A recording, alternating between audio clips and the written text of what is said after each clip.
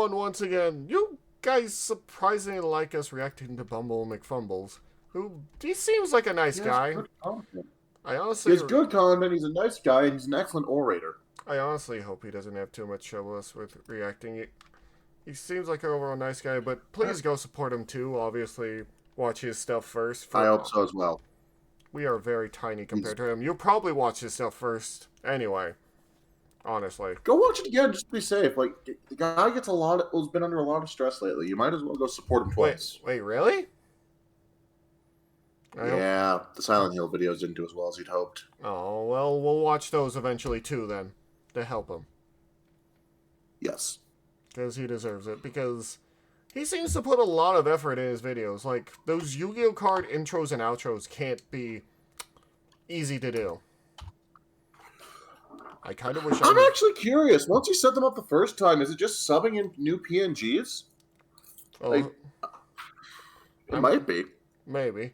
I just hope we help him somehow, in some way. Same. But yeah, honestly, thoughts before we start? Who would make the best boyfriend? Let me think about this. Not Medic. Funny enough, I don't mind a little crazy, but he's the whole damn fruit pie, in terms of crazy. You're going to wake up with new organs. Yeah. I need to remind you, I want to point out to people, let me put this.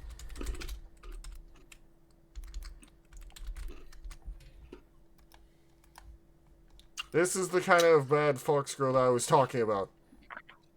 You guys probably can't see it from here, but yeah. I'm crazy enough to go for that. But yeah, I honestly think probably maybe Heavy or... No, Pyro's too crazy to have that kind of relationship, I feel like. So maybe Spy, but he seems like he'd just leave you behind. Well, we'll figure out as we go along. That's quite literally the only thing we know about his one relationship. Damn. Probably Heavy then. Anyway, let's go into it. Or Engineer.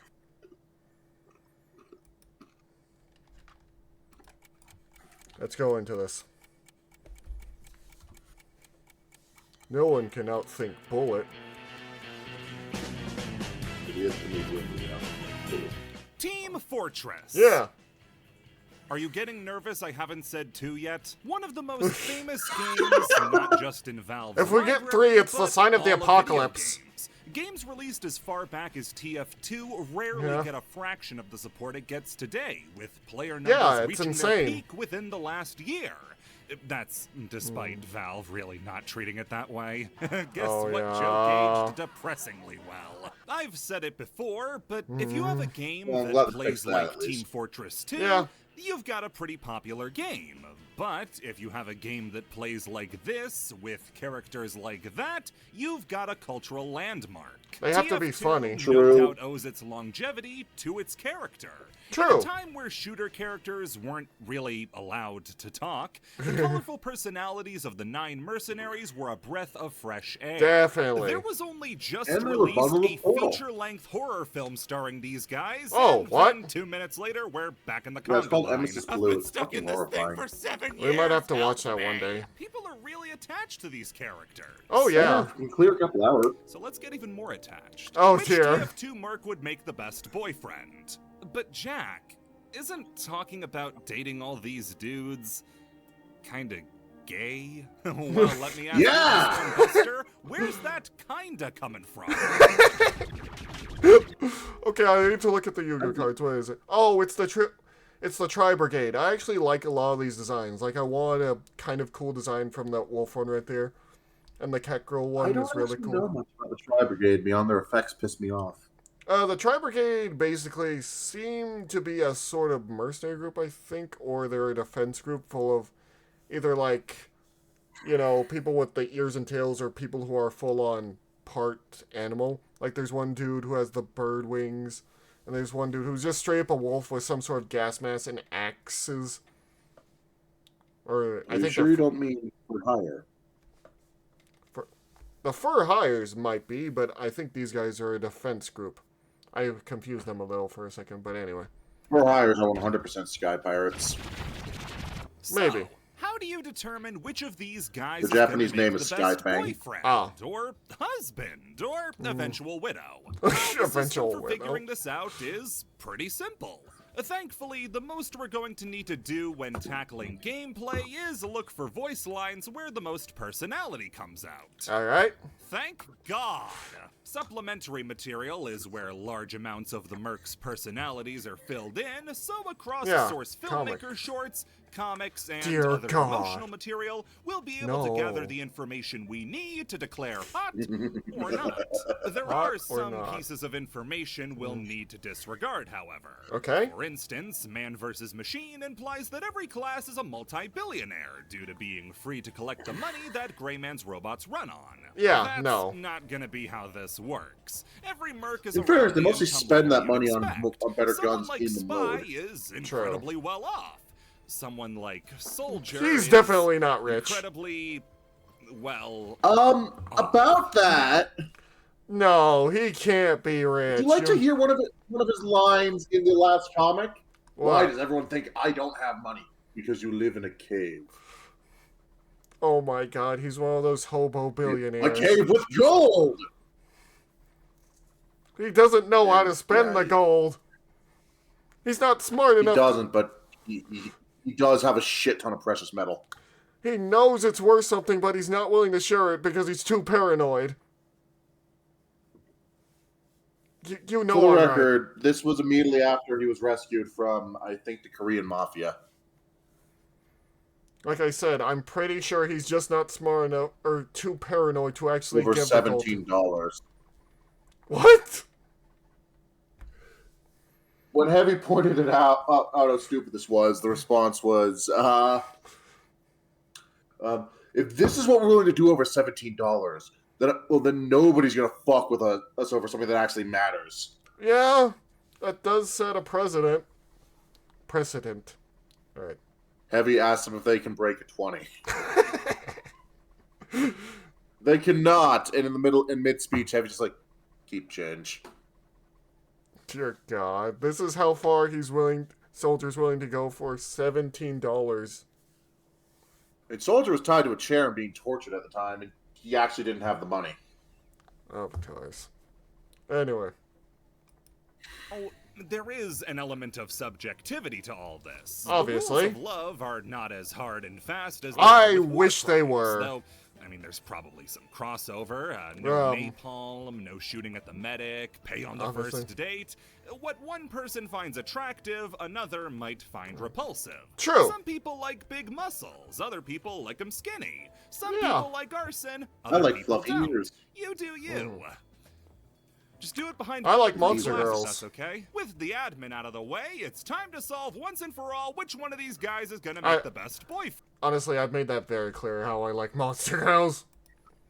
And also, I will say one thing. Yes. Anyway, I was going to say something. I forgot what I was going to say. Give me 1 second. Oh yeah, and women. I hate it when that happens. Also, women that have abs, kinda hot. Not gonna lie. Kinda. What the fuck you mean, kinda? I know. Men who have abs also pretty hot. Listen. Listen, if you can pick me up, I'm gonna find you attractive. Well, you viewers know what he finds attractive already. Anyway. Friend. First up is, of course, Other things I find attractive. and we're starting in a good place, This since guy. we have an entire SFM animation dedicated to this exact subject. And in terms of love, Scout's hopeless. The whole thing is about Scout wanting to go on a date with Miss Pauling, and He's when trying. he gets the chance to ask her out, he just dies on the spot. It takes a 3-day-long training montage and the fear of death for him to work up the courage to fail even worse this time. I Scout mean, has he no tried game really hard. whatsoever. He's able to pick up this demogorg of an SFM model off the basis of them both having buckets of fried chicken. But if that would work on you, you have way more to evaluate than you realize. Yeah. That's just an expiration date, just a small vertical slice of Scout's life. Unfortunately, though, Miss Pauling agreeing to go on a date with him at the end might be the highlight of Scout's entire life. He's got major unresolved issues surrounding his dad, who just vanished into thin air, and understandable. Either has a very poor education or no education at all. I expected he can't that. read. What, Looking really? at a book doesn't count as reading it. He's also oddly clingy when it comes to his relationships. I mean, it's probably because his dad abandoned him, but when competitive mode got added to the game, Scout got voice lines that made him sound incredibly... interpretation became after Comic 7, which we'll get to. Oh, really? That interpretation of him being clingy became wrong? He has gone through like 6 or 7 divorces by the time of the epilogue. Oh, yeah, that makes it not very He is also a fucking amazing. He's also a fucking amazing dad. The kids is left behind. Aw, I can understand that in someone. See, by all appearances, it sounds like the wives left him. Oh, it seems like their loss if he's that good with the kids. Honestly, because here's the thing, being good with kids for some people is actually a turn on. Funny enough, I have learned this. Huh. Yeah. Needy. Hey, I'll say it. Everybody else here's too scared to say it, but I'll just say what everybody. I will say at least he's a good dad. Friends. We are all dear friends. And party at my place I'm this weekend, glad by the way. someone who didn't continue the cycle. Last weekend, so I figured, who tries to be a good father. I just have it again. Who is this voice? Everybody, 6 train killers. Am I right? Oh wait, let me go back to this. We are all dear. Got added to the game, Scout got voice lines that made him sound incredibly needy. Hey, I'll say it. Everybody else here's too scared to say it, but I'll just say what everybody's thinking. We're all best friends. We are all dear friends. Birthday party at my place this weekend, by the way. Nobody showed up last weekend, so I figured, no, big whoop, I just have it again. Go team, everybody! 6 train killers, am I right? Best of the best. And best friends. We don't say it a lot, or at all, but we're all feeling it here, in our hearts. You know? He sounds very desperate, and it sounds for sad. a majority of the cast, but Scout is also incredibly foul-mouthed. Yeah. Some of them like to include a bit of flowery language, or a nice bit of clever wordplay. But Scout is among the more... I am owning you, you fat, bald, fatty, fat... Blunt. Yeah, he's personality-wise, it's hard to say that Scout has much of a soft side. Financially as well, kind of in ruin. He's one of the only classes whose living arrangements can't even be speculated on, so it could be anywhere from the Red Team barracks, to an apartment, to a trailer park, to back at home. Yeah. What he has in the bank is even worse, because it ain't money. See, Scout idolizes Tom Jones, and dumped all the money he has into 12 cubic yards of Tom Jones memorabilia. What? Odd to value the your hell? collection in perimeter, but far be it from me to judge. Yeah. Comparing what's in the safe to its real-world We equivalent, do need to read which these is comics. We will at some stupid. point. There's some expensive stuff in here, but not a lot of it. However, I have that's no in idea our who this world, is. And in the TF2 universe, Tom singer. Jones is dead. He's bound to start shooting up in price sooner or later, but as Did Soldier just kill him? Tom Jones were hysterical. You were happy, and I was sad, so I killed Tom Jones. Spoken to his former roommate, who is a wizard. What? I'm gonna be stuck like this, just laughing at this crazy shit, because I just see hysterical witch woman held for questioning. Beetle's still missing from last That's his old point. roommate. What?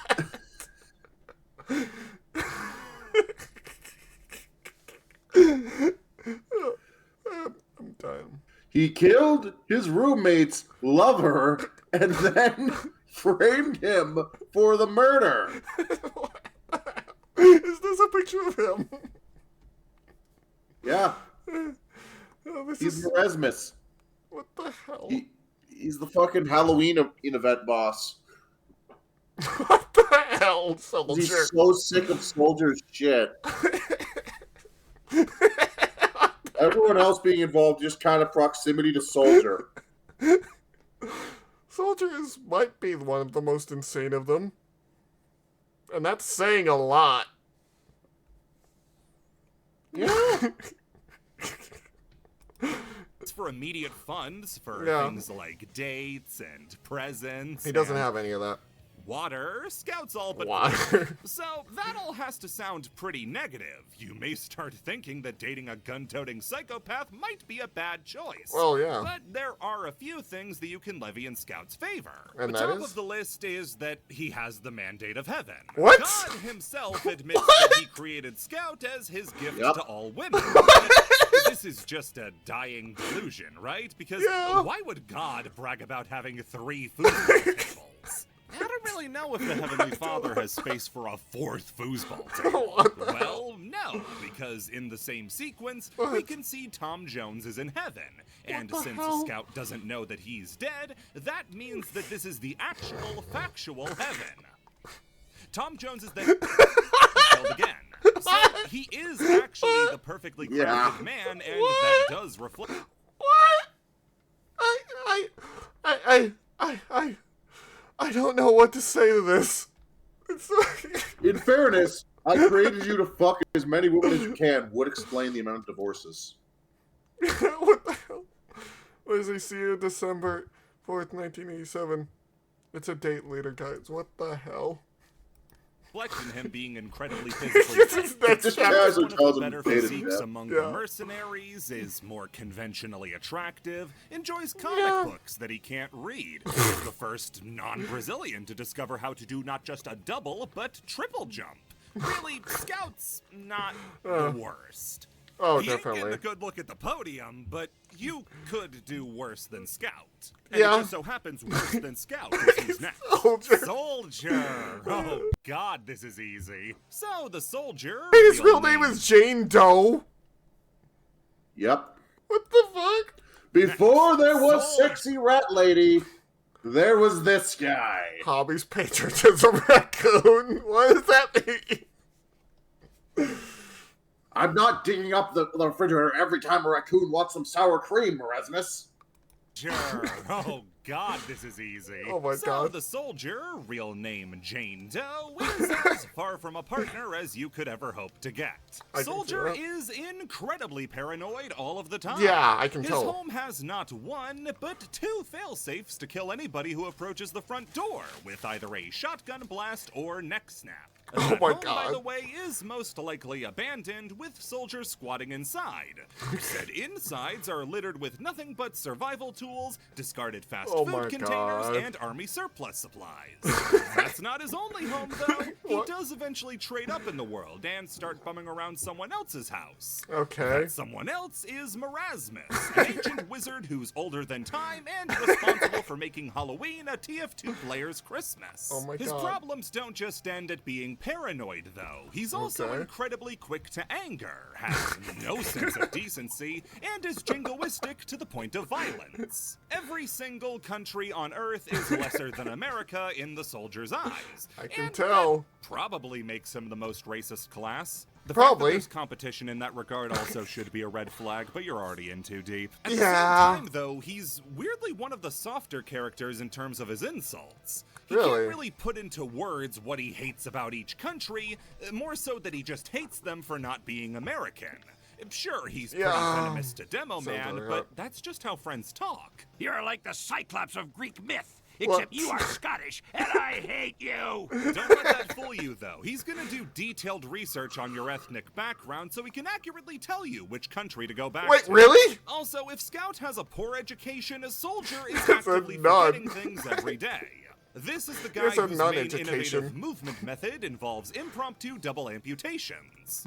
Well, at least he found a way to do it safely. The commie that invented gravity is gonna pay! That said, I think he might actually be a more capable reader than Scout, since he's able to read and to determine the particulars of the Man Brothers' will after they're both killed. Okay, but what does the soldier have going for him? Yeah. I know it's hard to resist a man who knows his P's from his Q's, but what else does he have? Well, for starters, he's kind of a jack of all trades. Really? literally all trades. In a single comic, we find out that he's a priest, exorcist, and lawyer, on top of stints as a public defender, and the only job he's likely to keep after the first day, a park ranger. He's also a homeowner, or is at least just squatting in a much more legal fashion, as he stays in Merasmus's castle after it's turned into a raccoon sanctuary. One of his positives is that he's a lawyer. Because someone left a bunch of sour cream. How many lawyers are in hell? Soldier leads the pack immediately as the worst of the worst. There's no one in this entire ranking that is beating Soldier as the worst possible partner of all time. You say that. Is what I would say. Exactly. If it was not for one more thing. He's not even an option. What? That's right, ladies. This prime cut of all-American beef is off the market. He's in the asexual? TF2 comics, Soldier not only starts, but maintains a relationship with his sisters, Azana. It's an extreme... Wait, I need to go back to... He's already... I love how you never even fucking considered that. I thought he would be too paranoid to get into a relationship. In the TF2 comics, he is fucking Heavy's sister. Starts, but maintains a relationship with one of Heavy's sisters, Azana. It's an extremely loving one, too. Soldier thinks the world of Azana, and in turn, Azana loves everything about the Soldier. Wow. They fight robots naked while covered in honey. That's something called a true love. For as terrible as Soldier is as a potential partner, it can't be argued to begin with, as he's taken. Pyro is next, and don't worry. I'll avoid getting things mixed up. So Pyro's everything is kind of a mystery. We know that he was recruited into the Gravel Wars by Saxton Hale, but what he could have that she could possibly want is unknown. Yeah, that's what the standard multiplayer mode is known as. Her fire, and he's doing his best to spread the good word. That's because Pyro isn't really functioning on the same level as the rest of us. He's completely Pyro insane. Sees the world in Pyro vision, which leaves her seeing the world as a techno-colored fantasy where fire is a stand-in for rainbows. That means if we really want to try and extrapolate this out, that's a positive. He wants to spread as much happiness as possible, and it just so happens to be cause by chaos the and world burning. in as much fire as possible. However, it doesn't really matter so much what they think they're doing as what they're actually doing. Yeah. Pyro is by far the most brutal class out of the entire lineup. Pyro's how you wake up minus the house. The Pyroland bits to try and distract you from how horrible what she's actually doing is. He has the entire rest of the team terrified, and these are hardened soldiers. Heavy is more than happy to recount a long and arduous torture of an engineer as the funniest story he knows. But Pyro... he's scared. Nah, they're fucked, man. The saddest part is, though, that she needs fire to be happy. In the comics, Pyro is seen in a life without fire, and they're beyond miserable. The happiness and color of Pyroland is replaced with boring gray blocks and mumbled gibberish. It's not until... That said, Pyro's also a very successful CEO. What the fuck? Blocks and mumbled gibberish. It's not until Soldier and Miss Pauling start a 5-alarm fire on the skyscraper next to her that he springs back to life and is finally ready to start getting back to him as a unicorn. The swing of things. However, without the fire, Pyro also proves to be a phenomenal business creature. She ends up leading an engineering company all the way to their highest earning quarter in history. And he's knowledgeable to some degree about craftsmanship. Lots of Pyro's weapons are homemade, including a lion's share of her flamethrowers and craftsmanship. Weapons. Yeah, he invented a new weapon by yanking her neighbor's mailbox out of the ground. But the biggest thing holding back Pyro from potential partner status is the pyromania, the suit, the indeterminate species. Yeah, that stuff too. But the big one is what? This one scene in the office building is the most that the Pyro gets across all the comics put together. Pyro is incredibly underdeveloped as far as the Mercenaries go, which makes sense when their most memorable quote is but compared to someone like Heavy or that's an amazing fucking panel. Sniper, pause for a second. I just want you to take that in. Well, slow down, youngster. Slow down, you might trip and start a fire. And fire is nobody's friend. He's literally saying immediately murder. Immediately murders the bear. Yeah, immediately just kills Smokey. Yeah, that's what I saw when it's literally Smokey the Bear being killed by Pyro, who thinks fire is their best friend. In fairness, they're also immune to burning damage. Or spy, you're only left with the really bad stuff and none of the humanizing stuff that the other ones get. Pyro isn't even on the dating radar, unlike Soldier, who at least has potential. The panel scout who we can that he used for that description was immediately following up two antagonists saying, hey, we're going to go start our old dream of running an orphanage. All the free children you could want. What the hell? And then Pyro killed them. We never found out what they wanted free children for, because they were summarily burned to death. Of course they were. At least Pyro cares about the others, I think. Maybe. It's iffy. Throw darts in the direction of a guess of. Pyro's probably just wandering the American Southwest, setting things on fire, and then walking away. Miss Pauling talks to Pyro during contracts like she's a child. You can send Pyro a Valentine's Day card, but all he's gonna do with it is burn use it. kindling. Yeah. It's gonna be so much fun at TGI Fridays, but as soon as someone lights the candles on a birthday cake, the police will just have your teeth to identify you by. Next up is Demoman, and if you're a gold digger, Tavish McGroot is loaded. Tavish McGroot. What the Tavish McGroot. Out the ears. Easily the most successful of the mercs, Demoman is pulling in $5 million a year across 3 different jobs. We know demolitions is one of them, and you can probably say that legal demolition is the other, but what's the third one? Maybe you don't need to know everything. This allows him to own a mansion for himself, his mother, and his possessed headhunting claymore. What? Living arrangements can be complicated. He's also on the more... He has a living claymore? It's called Highlander. Yeah, it's called Highlander. Oh my god, what is this comic? Also, his eye socket is possessed. What? Merasmus is a dick. Well then. This comic is insane. Spectrum of the mercs, seeing as he's able to hold down all those jobs on top. You need to fucking read it. We're gonna do that at some point. Yeah. Demoman is on the Pyro side of the innate danger spectrum, though, just like Soldier, and to a lesser, much more coping extent Pyro, Demo has discovered that walking is a small price to pay for jumping. If his choice of interview locale in Meet the Demoman is anything to go off of, there are at least a few rooms in his mansion dedicated to explosives, so open the wrong door and... Kablooey. They would certainly be that way if his mother had her way. That overbearing mother, on top of being a more general buzzkill, does start to lead into more of the problems with Demoman.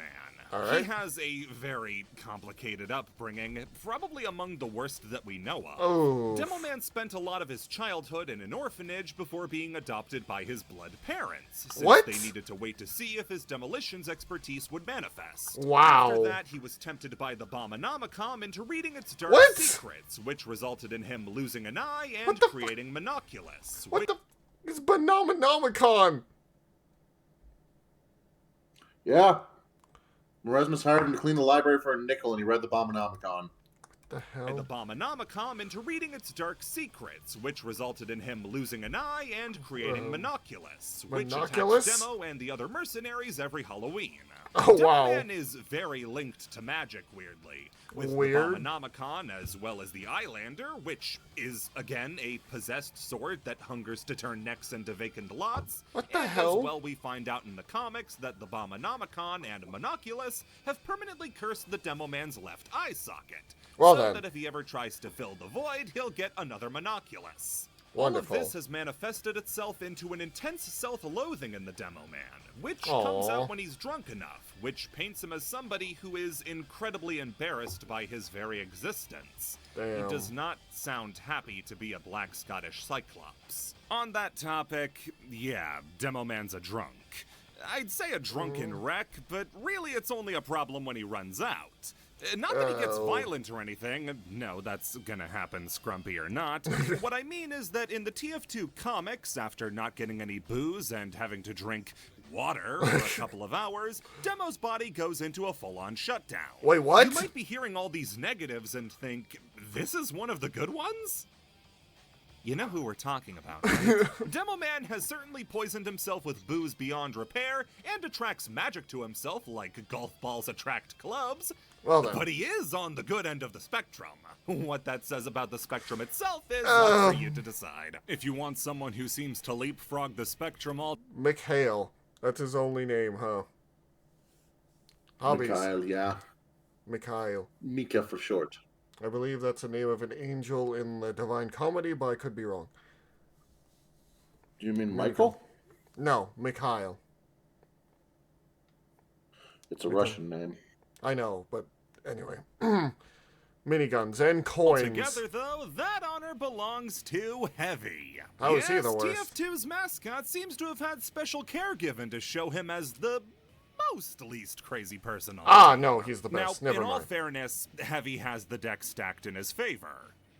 Literally, he's got a deck, and everybody else is just scrapping for loose free realm cards. Wait, really? Heavy was one of the 4 characters picked to be in the this. first Poker Night at the Inventory game made by Telltale. Seemingly out of a hat, or by which employee could say a name the fastest. Heavy in this game has more characterization than pretty much any other merc. Some of which is vital lore that you'd find out first in this game before it appeared in any official Valve material. Really? Heavy is a very learned man, studying for years to get a degree in Russian literature. Huh. He can read! Nice. Moreover, he enjoys the fine arts, like the music of Huey Lewis and the news, and Ooh. movies like The Dirty Dozen and Rocky IV. Don't try and watch past the first fight. He calls that a feel-good ending. That doesn't mean there isn't a lot of pain behind those big muscles. Yeah. He spent a lot of his young life in a Russian gulag with his sisters and mother after they were sent there for his father's counter-revolutionary actions during the Russian Civil War of 1917. Around 1940 to 1941, him and his family, sans dad, were forced to live in a gulag for 3 months until it burned to the ground, all the prisoners escaped, and the guards were murdered in grisly ways. Of course they did. Heavy really likes talking about this. From there, his family went to live in a mountain range in eastern Siberia where they would live in fear for years, the majority of Heavy's salary going back to them so they could afford to live and stay hidden so the people that put them in the gulag in the first place very sweet. wouldn't come back. The Heavy as well seems to abhor senseless violence. When the other people at the poker table ask to hear a story of his with it, he tells a story about holding a dying bird in his hands after another boy killed it with a knife for no reason. Despite the stereotype, Heavy isn't stupid. He's more so quiet and introspective. He has nightmares of medics he failed to protect, has a fear of ghosts probably stemming from all the he's the people best he's one. killed, and often thinks about the families he's left without a father. And then he tells that goddamn NG story. Yeah, for all that kindness and gentle nature, he's still part of a team brought together because of how unstable. Yeah, you mentioned it earlier. He may not like senseless. His idea of a funny story was a story about how he tortured an engineer. Oh. Well then. Violence, but when he's revving up that minigun, baby, it all makes sense. He takes a lot of enjoyment in fighting, stemming from being forced to learn how to box as a young boy.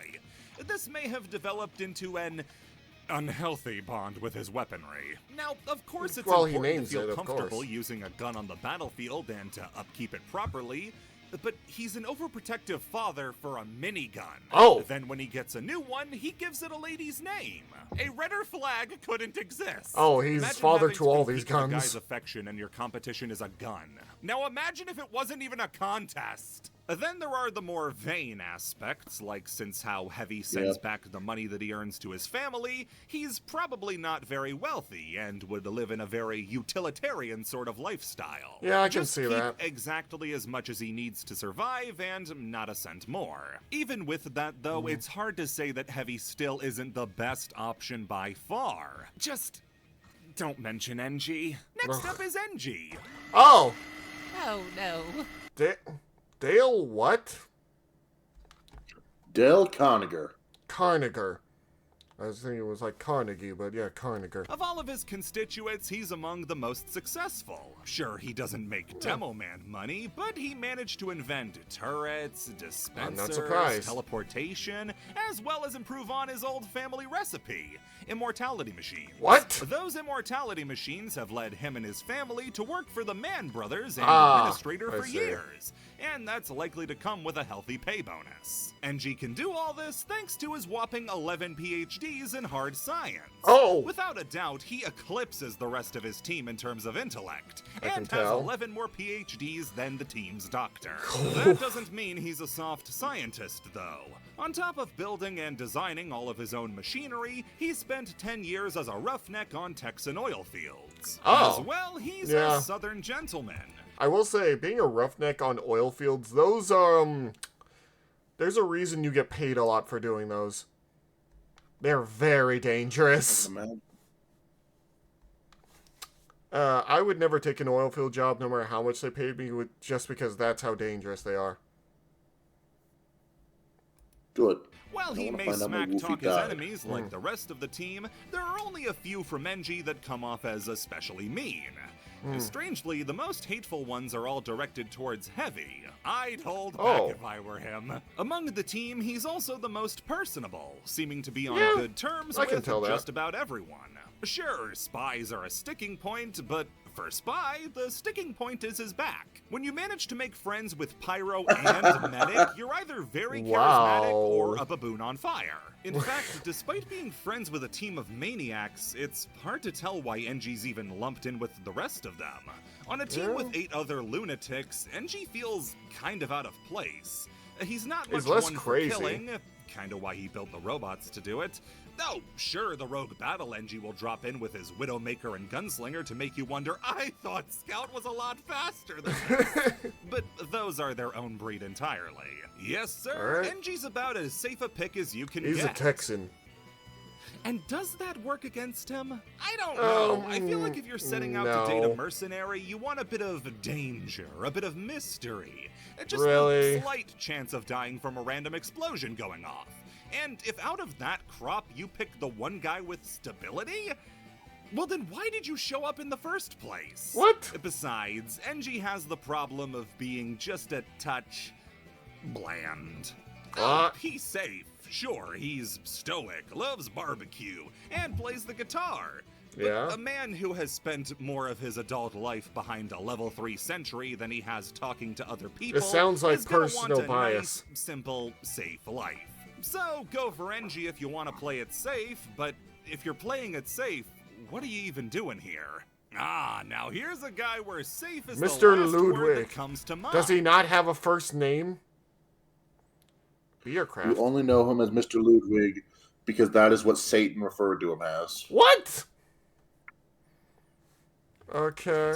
You know, aside from where does he keep all of his exotic animal parts? Medic is a proud doctor. Okay, already wrong. Medic's status as an actual doctor has been up for debate for a long time. Some pieces of info say he is one, others say he had his medical license and then lost it, and some say he was never one to begin with. I think the Meet the Medic explanation where he used to be a licensed doctor is the best one. It fits his whole affront to God style he takes with his surgeries. Speaking of which, is Medic a Nazi? No. It's not funny if he's a Nazi. Of course What he is, though, is a sadistic, sociopathic human butcher with a tendency to ignore any sense of morality, medical obligation, or human decency to further his research. So I get the confusion. Medic is racing down to be an even worse choice than Pyro. At the very least, Pyro doesn't know she's doing bad, even if he's torching an orphanage as we speak. Medic got all the kids out of the orphanage, but only to discover if being an orphan was somehow hereditary. If you look at what Medic's done to his own teammates, it should be abundantly clear why you shouldn't let this guy know where you live. He likes the Heavy and not only blew up his heart and replaced it with the Loch Ness monsters, but broke one of his ribs and told him to, get over it. The classic mercs he teams up with in the comics end up almost getting uteruses put into them. What? Luckily, he just sewed 3 into one guy, which seems to have placated him for a while. It's only a few panels later he admits to considering the classic and TF2 mercs to be more experiments over comrades, which extends way further than the physical damage he's done to them. Oh, yeah. Sure, you can chalk up the scooping he's done of Demo's brain, the bird he's stuck inside Scout's chest. Really, just think of a problem with the mercs and then flip a coin. Heads, they were born that way. Tails, Medic did it. All of this, of course, made him a first ballot pick for hell. It's while he's in hell that he reveals that he medically grafted the other mercs' souls to his own to make sure the devil didn't have a controlling share. What the hell? He booted Satan off the board of directors of his soul. He then sold those souls to Satan for a pen. Medic is undoubtedly the worst of the worst when it comes to options for partners. I can tell. In fairness, Pyro at least has innocence working. He used that pen very well. What do you use it for? To bluff Classic Heavy. Oh. Huh. He stuck some wire to it and claimed it was an activator. Activator for what? The baboon uterus I put inside of you. What the fuck? Now then, who's ready to be a mother? What the hell? You can't be serious. Of course not. And then TF2 Heavy rose up behind him and kicked his ass. I can tell why. Anyway, I'm gonna continue on and try to forget that was ever in my mind. For him. There's only one thing Medic has going. Oh, he's showing the scene. And I'll be honest, might be enough. Confidence. Medic totally believes everything he says. Yeah. At least have the sense to be delightfully insane.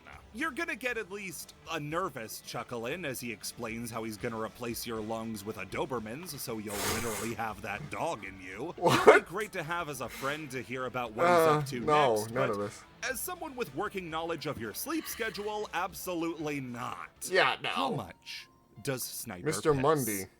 So this I'll be experience pissed. is What? based entirely around this scene from Meet the Sniper. In terms of canonical material, this is the best showcase of Sniper's pissing potential. Why? We know from the Girardi ad comic that Sniper takes special pills that have enlarged his kidneys to 3 times the size they normally are. Why? And that he regularly suffers from organ failure. Right. It is so sexy how your appendix exploded. So Sniper made the crucial error in this scene of leaving a clock on the wall in the background that makes this very, very easy. His day starts at 4 a.m. and we get to observe him up until 7:15 a.m. when he takes his first shot. Unrealistic, as a Sniper main would have missed hundreds of shots in that time.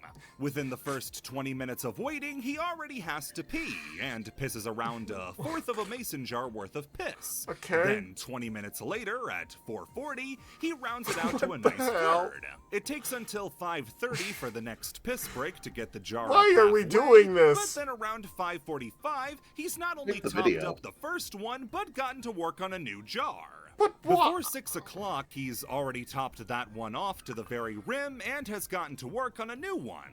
And by the time he finally takes the shot at 7:15, he has stopped to pee 8 times Why are we and focusing has on filled this? 3.5 mason jars with his own piss. And not all pisses are created equal. The first time he pisses, he barely has any fluid in him, and makes it about a fourth of the way up the mason jar. Piss number 8, though, manages to fill up an entire mason jar on its own. But this doesn't really illustrate the point very well.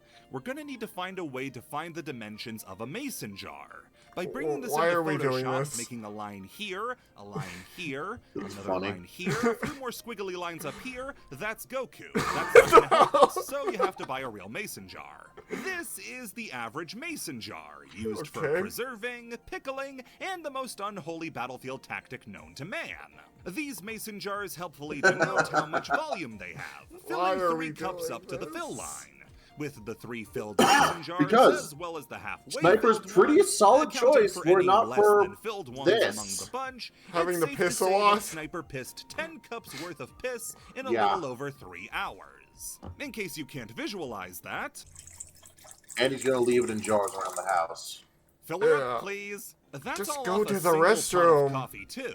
On average, making 10 cups of coffee. Kidding, by the or way, he doesn't 60 have a fluid house. Ounces. Oh, wow. Sniper managed to take 60 ounces and turn it into 80 with 10 cups of piss. So he managed to break the law of equivalent exchange with his kidneys. Impressive.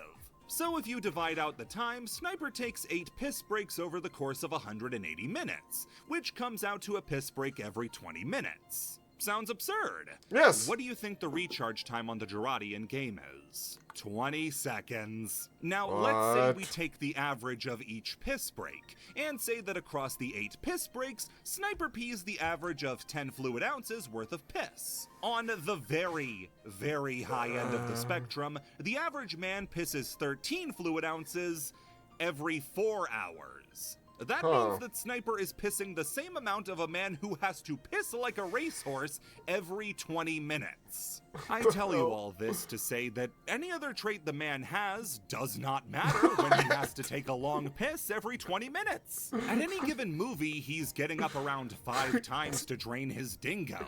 What on earth could make you stick around for that? And he's not modest about it. He pisses in jars mid-combat, a fact he is very proud of, declaring himself a yellow belt master of Gerardi. He has a jar of piss on him at all times on his backpack. The camper van that is his home no doubt stinks of piss that he's gone nose-blind to. And if you think he's stopping the car that is his house to piss, you know he has built an apparatus. It doesn't matter if he's one of the more conventionally attractive mercs, there's just too much piss. And if that wasn't enough, he's not even Australian. Yeah, he's from New Zealand. That's the one thing I know about him. Again. What? Listen, you're just a bit bland for me. You're not even wearing a funny hat this time, so why don't you just... It's the spy. Giddy up now to hell. Oh, right, France. Spy is our last eligible bachelor, and what a perfect way to end things out. Like father, like son, Spy is also a character with a lot of romance baked into his DNA. He's the mentor for Scout in Expiration Date, trying to help Scout as much as he can despite the former's inability to learn. And unlike Scout, Spy provides evidence that he has experience on the matter. Yes, Spy has indeed vetted Scout's mom, but it's safe to say that it's not a committed relationship. Obviously. Need proof? Go back to the first entry. That isn't to say he's a user of women. He is, but he does look back on his time with Scout's mom fondly. He even gave her a little pet name. If someone called me their little cauliflower, fuck it, I'd find a way to have their baby. He's also a man of exquisite tastes, loving fine food and $1,000 suits. This is a man wearing a $10,000 jacket into a job where hazards include bullets. Yeah. He's also fleshed out a lot in the comics. He's a very reserved man, finding the rest of the team rather annoying, Scout especially. Despite that, he does pull his weight and goes along with whatever's required of him. He's merciful to Miss Pauling when they get captured by the classic mercs, and even offers to split a cyanide tablet with her. He's also strangely one of the only people that refers to certain mercs by their real names rather than their class. So that implies some level of fondness. However, that fondness does not extend to the battlefield. Spy is totally ruthless with his put-downs of the other classes. He has no filter and is extremely personal when he sees an opening. He also has a massive ego issue, finding himself so far above the rest of the mercs that the only way he agrees to help out Scout is if he announces as such to everybody else. And as mentioned before, Spy has a tendency to vanish. Spy is another simple class. What you see is what you get. He's dignified, most importantly, well put together, he could be you. respectful, He could be me. So He could even be. Would probably be like poison to him. Yeah, he's too, like I quite literally said, he's obviously gonna vanish at first time because he's not used to staying around. So that's all the mercs laid bare. Their dateability explained, but it's time to put it into plain English. Who's the best and who's the worst? Starting in reverse order, and the best merc boyfriend is Heavy. Yeah. A perfect balance of responsibility, stability, and security, Heavy would make the perfect partner for anybody looking for a big, strong bear. Just make peace that Some people you're are into never, that. ever gonna beat the gun. For him is NG. Like I said, NG's plain. NG is room temperature water. Oh, please. It's fine. It's safe. You need it. But if you have the option of anything else, you'd go with it. He'll take you to Texas Roadhouse on dates so many times your head will spin. And Texas having Roadhouse a is sentry in the room good. while you boink is gonna really kill the mood. But he's not gonna kill you. Next is Spy. The obvious allure of a man of mystery is strong, but he also has the capabilities to be a real lover. He'll treat you right, but as soon as you start revealing any of your flaws, he'll be certain to keep a mental list of insulting nicknames. After a substantial power gap, like realistically, number 4 should be the sentry gun or sandwich. A distant next entry is Scout. Scout makes it this high as he's the last merc without a major psychological hiccup Scout that has keeps him from introduced functioning many in life, people in the let comic. alone in a relationship. Huh. Scout is cocky and brash, incapable of an honest conversation. And he's one of the like 3 mercs that got laid. But he's got his own charm about him. Wow. Some people will find his brand of confidence enticing. These people are strange, but to each their own. Okay, another huge power gap. Maybe you shouldn't date these people. Was that the message I was supposed to learn? Yeah. Anyway, Demoman comes next, and I don't know if you can enjoy him for the few hours a day he's lucid. You can probably get some enjoyment out of the relationship, but this is someone who is in constant negotiation with his own organs to not give up on him. He's going through a lot right now. Next up is Sniper. Piss. Next up is Soldier. Taken. Alright, that leaves just 2, and now's not the time to act like you can't guess. Second worst is Pyro, and worst is Medic. Now, intent matters a lot. It's the difference between manslaughter and murder. Yeah. Both are extremely passionate about their fields of murder, but if I had to pick between getting those things on a giraffe's head sewn onto mine to see if they give a giraffe psychic powers and getting set on fire, baby, I got the gasoline. Let's light it up. Well then. I'm glad everyone had fun. What did you guys think? Also, more or less on to another note of, yeah, most monster girls is what I like. Except for the frog monster girls, funny enough. As for who...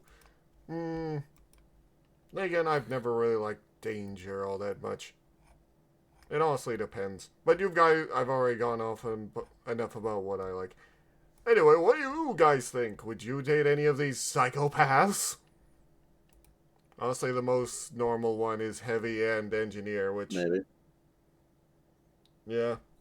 Well, you know what? Maybe we'll dub the comic somehow. I don't... The problem with that is, the Heavy is dead. Damn. Well then. We'll might dub those comics if you guys want, but yeah. If you guys like what we're doing here, you know what to do. Please subscribe. It helps us a lot. Go check out McFumbles videos again, and we'll see you later.